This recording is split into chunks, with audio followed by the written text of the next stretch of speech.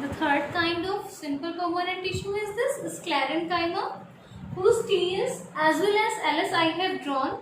You can refer it from your NCERT book also. The same diagram is made in your NCERT book also. If I'm just talking about the sclerenchyma, it is the third type after parenchyma and the collenchyma. Parenchyma, which is the living tissue, collenchyma, which is also the living tissue.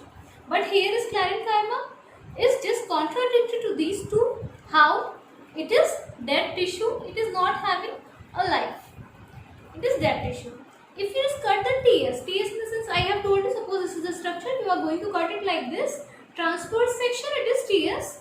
So in TS you are going to see the structure like this. But if you are going to cut it longitudinally, that means suppose it is a tissue that you are cutting it longitudinally, at that time you can see structure like this.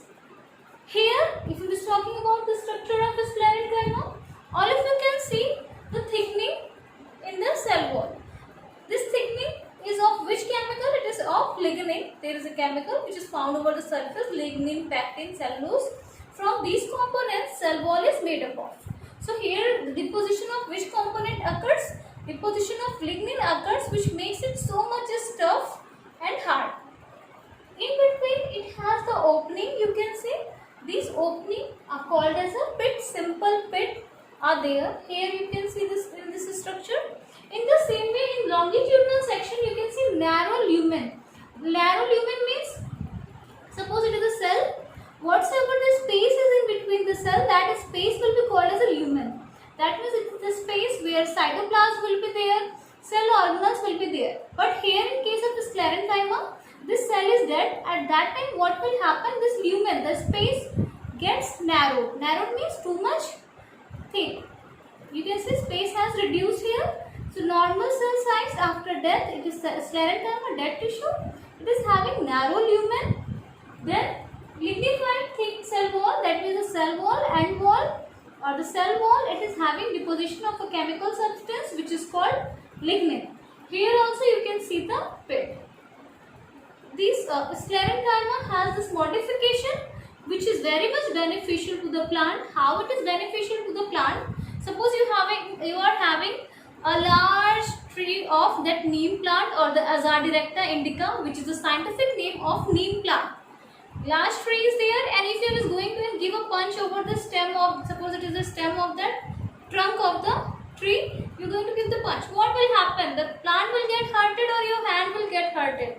Obviously your hand will get hurted. I am talking about the large plant or tree, you can say. So why it is so? It is so much firm because it is having the dead tissues. Which dead tissues? Sclerenchyma, which are providing so much rigidity to the tree strength so that it can remain stand. Suppose you just imagine in the strongest storms or the wind or during the heavy rainfall, extreme cold weather, what happen? How do the plant survive? Plant survives because of these dead tissues only, which provided strength to survive in adverse condition, whether it is of temperature, whether it is of pressure, whether it is of that you can say shortage of water, or you can say dryness season is also there. The dead tissues will prevent the loss of water also in that case.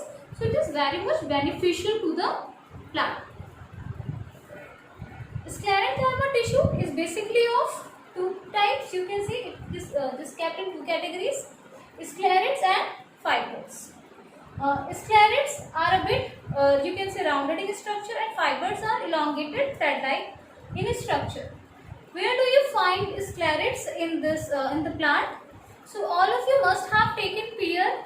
आपने pear consume किया होगा. When you just take the pear, at that time you feel certain fine granules like structure, छोटे से दानेदार structure when you eat that pear. So these granules are nothing. These are representing sclerenchyma tissue, and in sclerenchyma, which category they are representing? Sclerates. You can find it in stones of pear.